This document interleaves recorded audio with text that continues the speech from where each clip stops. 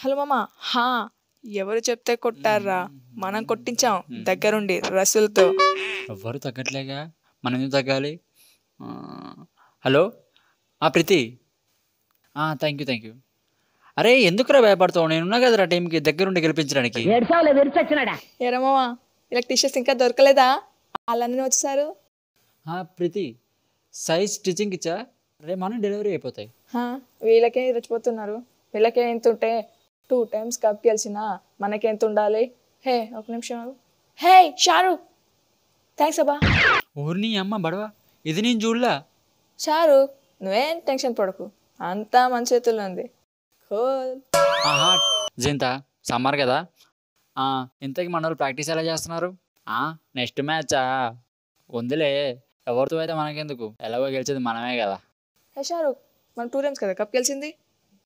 దీని దూరం నుంచి చూసే వాళ్ళకేంటో ఇంత కాన్ఫిడెన్స్. జింత, మన కాన్ఫిడెన్స్ గురించి బిడ్డింగ్ అప్పుడు నువ్వు లేపే బోర్డు చూసే అర్థం కావాలి. షారుఖ్, బోర్డు లేపి కొన్న ప్రతి ప్లేయరు బాగా ఆడాలని రూల్ ఉంది, తెలుసో లేదో. సరేలే, ఎన్నెన్నో అనుకుంటాం, అన్నీ జరుగుతాయా ఏంటి? అయినా ఈసారి అలా జరగకుండా చూసుకోవడానికి మన కేఎల్ రాహుల్ ఉన్నాడులే. కులీప్, షారుఖ్, కులీప్ రెడీగానే ఉన్నాడుగా ఫస్ట్ ఓవర్లోనే వికెట్ తీయడానికి. జింత, మనకేమైనా సిక్సర్లు కరవా?